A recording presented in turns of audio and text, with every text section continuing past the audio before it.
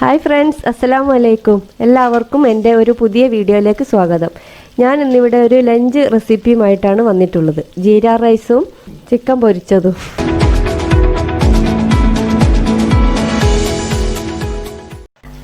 ആദ്യം തന്നെ നമുക്ക് ചിക്കൻ മാരിനേറ്റ് ചെയ്യാം.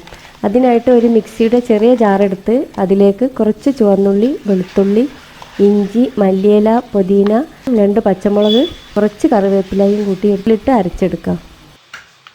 ഇതിലിടുന്ന ഇൻഗ്രീഡിയൻസിൻ്റെ അളവുകളൊക്കെ താഴെ ഡിസ്ക്രിപ്ഷൻ ബോക്സ് ഡീറ്റെയിൽ ആയിട്ട് ഇടുന്നുണ്ട്.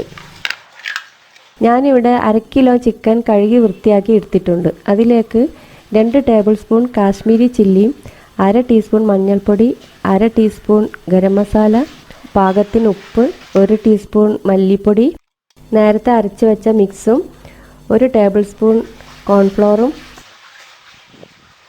അരമുറി നാരങ്ങയുടെ നീരും ചേർത്ത് നന്നായി മിക്സ് ചെയ്ത് അരമണിക്കൂർ മാറ്റി വെക്കാം. നിങ്ങളിതുവരെ ഈ ചാനൽ സബ്സ്ക്രൈബ് ചെയ്തിട്ടില്ലെങ്കിൽ ഒന്ന് സബ്സ്ക്രൈബ് ചെയ്യണേ. ഇനി നമുക്ക് റൈസ് റെഡിയാക്കാനായിട്ട് ചൂടായ ഒരു പാത്രത്തിലേക്ക് 2 ടേബിൾ സ്പൂൺ നെയ്യിട്ട് അതിലേക്ക് 1 ടേബിൾ സ്പൂൺ ജീരകം, ചെറിയ ജീരകമാണ് കേട്ടോ അവിടെ എടുക്കണ്ടേ,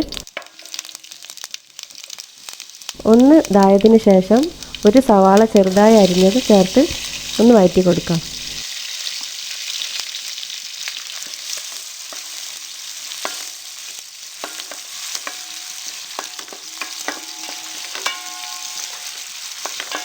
ഇനി ഇതിലേക്ക് 1 ടീസ്പൂൺ ഇഞ്ചി വെളുത്തുള്ളി ചതച്ചതും 1 പച്ചമുളക് നെടുകെ കീറിയതും ഇട്ട് കൊടുത്ത് ഒന്നുകൂടി വഴറ്റിയെടുക്കാം.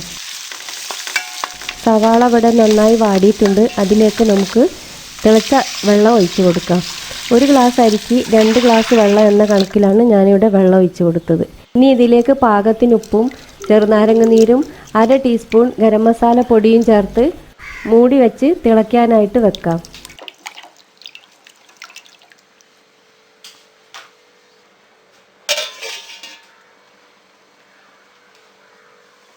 വെള്ളം നന്നായി തിളച്ച് വന്നിട്ടുണ്ട്. ഇനി ഇതിലേക്ക് അരമണിക്കൂർ കുതിർത്ത് വെച്ച ബസ്മതി റൈസ് ചേർത്ത് കൊടുക്കാം. ഇത് നന്നായി ഒന്ന് ഇളക്കിയതിന് ശേഷം മൂടി വെച്ച് വേവാനായിട്ട് വെക്കാം.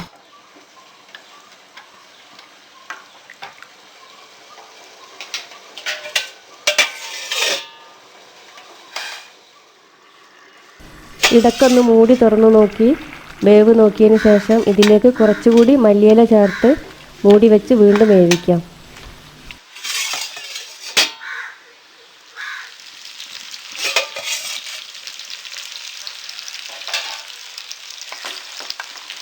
നമ്മുടെ ജീര റൈസ് ഇവിടെ റെഡി ആയിട്ടുണ്ട്. കുറച്ചുകൂടി മല്ലിയില ചേർത്ത് കൊടുത്ത് ഇളക്കി കൊടുത്ത് അടുപ്പിൽ നിന്നും ഇറക്കി വെക്കാം. ഇനി നമുക്ക് അരമണിക്കൂർ മുമ്പേ മാരിനേറ്റ് ചെയ്ത് വെച്ച ചിക്കൻ പൊരിച്ചെടുക്കാം. അതിനായി ഒരു പാൻ അടുപ്പത്ത് വെച്ച് ചൂടായതിലേക്ക് സൺഫ്ലവർ ഓയിൽ ഒഴിച്ചു കൊടുക്കുക. അതിലേക്ക് ചിക്കൻ കുറേശ്ശെ ഇട്ട് നന്നായി പൊരിച്ചെടുക്കാം.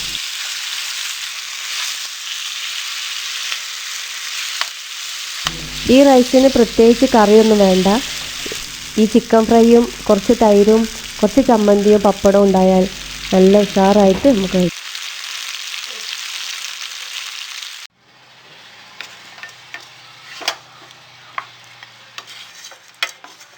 ഈ വീഡിയോ നിങ്ങൾക്ക് ഇഷ്ടപ്പെട്ടാൽ ലൈക്ക് ചെയ്യാനും ഷെയർ ചെയ്യാനും ചാനൽ സബ്സ്ക്രൈബ് ചെയ്യാനും മറക്കരുത്. Thanks for watching.